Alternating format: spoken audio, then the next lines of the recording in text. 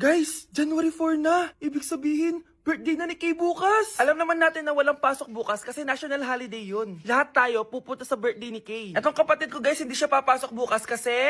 Pupunta ako sa birthday ni Kay. At dahil bukas na yung birthday niya, bibili ako ng regalo para sa kanya. Magluluto din pala ako ng handa para sa kanya kasi potluck daw bukas.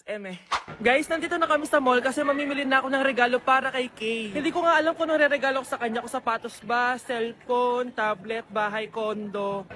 Nasa grocery kami ngayon kasi ipagluluto natin si Kay ng spaghetti. Kasi birthday nga niya, di ba? Next na handa is mawawala ba sa birthday ang Shanghai? Tara, bili tayo ng ingredients. Guys, nasaraduhan na tayo ng mall. Uwi na tayo, tara. Guys, ito na pala si Kay eh. Ang hindi ko Kay yang mawala.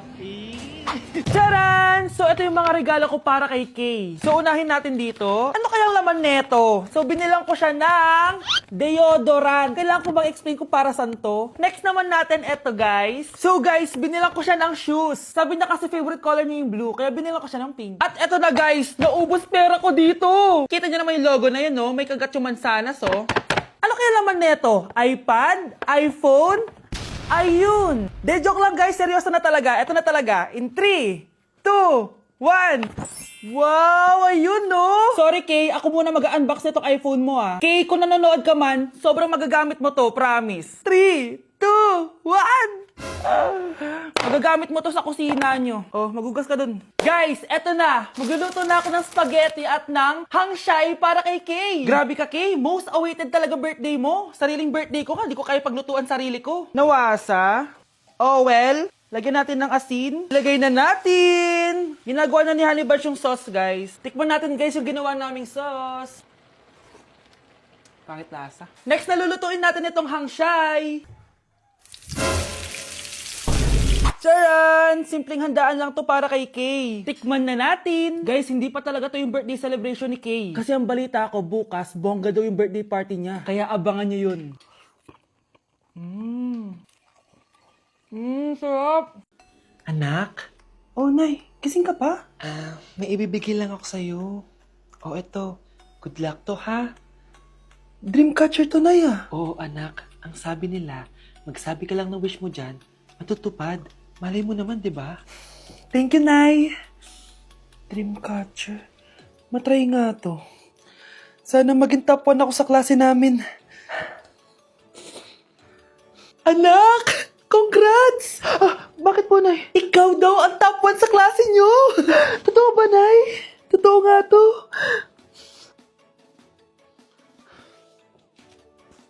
Oh, anak, saan ka galing? Nag-apply ako sa trabaho. Ayoko naman maging pabigat sa inyo habang buhay. Sana makabawi na ako sa inyo. Ba't di mo nalang i-wish yan sa Dreamcatcher? Malay mo naman, di ba? Oo nga, no, Nay. Nay! Tanggap na ako sa trabaho! Laki pa ng sahod ko! O, di ba? Sabi ko naman sa'yo, anak eh. Deserve mo yan. Nay, sa wakas, makakabawi na rin ako sa inyo. Bes, alam mo, ang yaman mo na. Bakit di ka pa mag-asawa? Ay naku, Bes. Kung may magkakagusto man sa akin, ang gusto ko, mabait at responsable. Parang si Joshua. Naku, Bes. Si Joshua pa. Puro trabaho yan. Hi, Scarlett. Pwede ba tayong mag-lunch together mamaya? Sure, sige. Saan ba? Ayun. Oh, yan ay simula ng love story nyo, ha? Ay, mahal. Grabe. Natupad na natin yung mga pangarap natin. May anak tayo, may malaki tayong bahay, may maayos tayong trabaho. Ay, sa wakas, proud ako sa ating dalawa, mahal.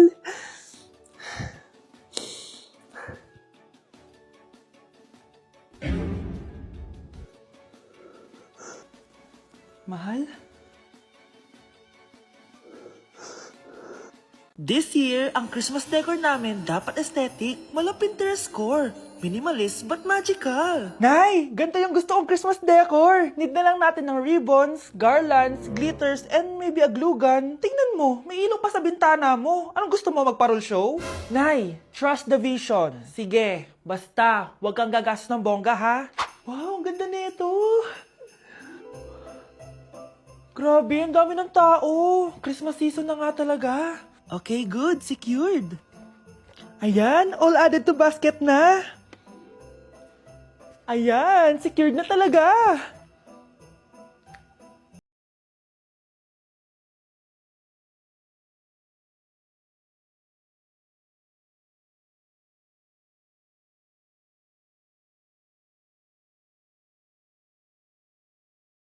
Anak, paubos na yung ribbon, no? Oh, eto, ribbon ng cake. Same color naman eh. Pwede na yan. Nay, masisira yung team. Magkaiba yung sukat, oh. Nay, ba't mo inopin yung electric fan? Mainit kasi. Ay, Diyos ko, ang kintab ng pusa. Ang gulo na tuloy. Gusto ko lang naman maging maganda to eh. Anak, maganda naman oh. Tingnan mo. At least, nagkaroon tayo ng mother-daughter bonding. Parang okay naman. O, di ba? I'm the OG interior designer.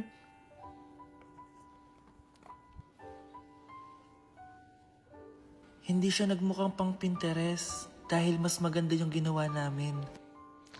Eto, Nay, para sa'yo. Oh, ano to, anak? Nakita ko kasi yan sa National Bookstore. Tapos naalala ko, di ba gusto mo ng planner na galing sa mga coffee shop? Kaya binili ko na yan. Baka maging acidic pa tayo kakakapin natin. Makuha lang yung planner na gusto mo. Tsaka binilhan din pala kita ng pouch. Lagayin mo na kung ano-ano, Nay. Oh. Aw, thank you, anak. Welcome, Nay.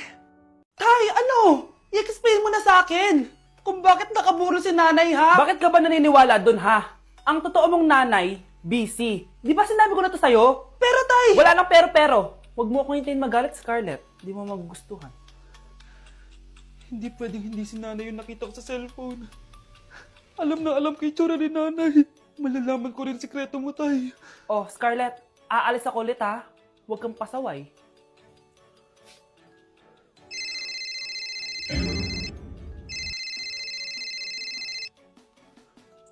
Nasa yung cellphone ko. Hello po. Pwede na po maklaim yung 10 million peso na galing sa insurance ng namatay niyo pong asawa. Insurance? Pasaway ka talaga? Pinatay mo ba si nanay, ha? Para makuha yung insurance niya? Hindi mo naiintindihan, anak. Napakahayop mo! Tatawag ako ng pulis! Itigil mo yan, anak! Nay, buhay ka? Oo, anak. Nagtago ako. Pag nagsumbong ka sa pulis, masisira lahat ng plano namin ng tatay mo. Hindi ko maintindihan. Ano nangyayari? Pinatay ko ang kakambal ng nanay mo. Para maniwala sila na siya talaga ang namatay. At makuha natin ng mga pera sa insurance. Sawang-sawa na ako sa buhay na to! Marami akong pangarap, anak! Gusto ko na gumanda yung buhay natin! Naririnig niyo ba yung mga sarili niyo, ha? Hindi ba kayo natatakot sa mga pinaggagawa niyo? Kung yayaman tayo sa maling paraan at sa paraan na magtatago ka sa pulis, Nay, itigil niyo na to, please! Please lang! Nay, kamusta na po kayo ni tatay? Eto anak, okay naman. Ikaw, kamusta ka na? Eto Nay, malapit na ako matapos ng college. Sana paglabas niyo ni tatay, marami na akong ipon. Huwag kang mag-alala anak, konti panahon na lang. Magkakasama ulit tayo ng tatay mo. See you, Nay. Miss ko na kayo. See you soon, anak. Kakarating lang namin dito sa Vietnam at ano pa bang gagawin natin? Titikim tayo ng convenience store food. Hello, umuulan, tara na! Guys, hindi humihinto yung mga sasakyan dito kaya tatawid ka talaga. Update guys, buhay pa ako. At hulaan nyo kung nasan ako. O diba, walang ganyan sa Pilipinas. First time namin dito sa Vietnam. Kaya naman excited ako kung ano ba meron dito sa convenience store nila. Kita nyo naman, ang dami din choices dito. Guys, may paanong manok dito oh. Check out natin to. Guys, parang asarap na tong Nutella banana oh. Guys, tignan yung hotdog dito oh.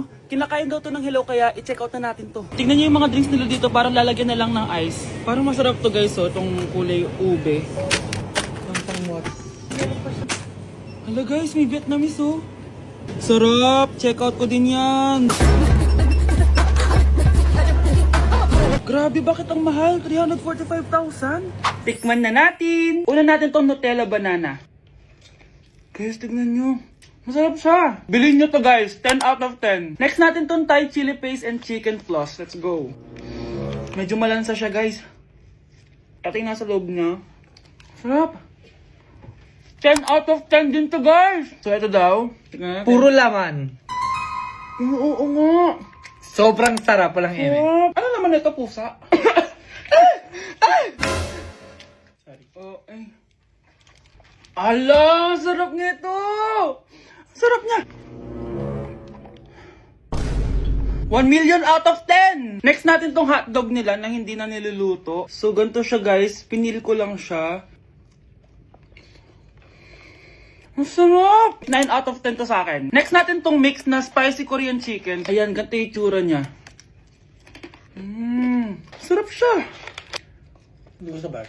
Sarap kaya. 8.5 out of 10. Masarap siya. Next natin tong Chan Garot Syong na chicken feet or paa ng manok. Chicken feet talaga siya. As you can see, boneless siya. So, wala na ata siyang obo. Boneless siya. Yan, guys. Hindi pala siya boneless. May buto siya. Oh. Ayoko siya. 2/10 lang siya talaga, guys. Okay, next naman itong mga barbecue nila. Ayan, iba't ibang flavor siya.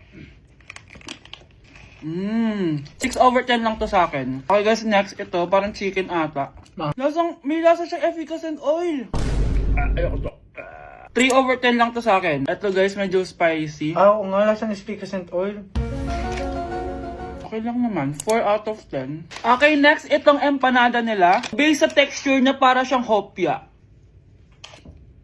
Tama nga ako guys, lasa siyang hopya. 5 out of 10 to sa akin. So last but not the least, etong leche flan nila. Ban flan yung pangalan. So wala sa ribigin na kutsara. Para siyang leche flan na hindi sobrang tamis. So 7 out of 10. So yun lang naman guys. Kung gusto niyo ng part 2, comment lang kayo dyan. Bye! Tama na. Ano to? Wala na namang ulam? Mahal, pangako bukas may kakainin na tayo. Sinabi mo rin yan kahapon. Paano tong anak natin, ha? Paano natin ito bubuhayin? Mahal, please, magtulungan tayo. Makakaahon din tayo dito. Ayoko na. O ito, ikaw na maghalaga niyan. Mahal, please, wag mo naman kaming iwan. Babalik na ako sa dati kong buhay. Sa buhay na nakakakain ako na masarap.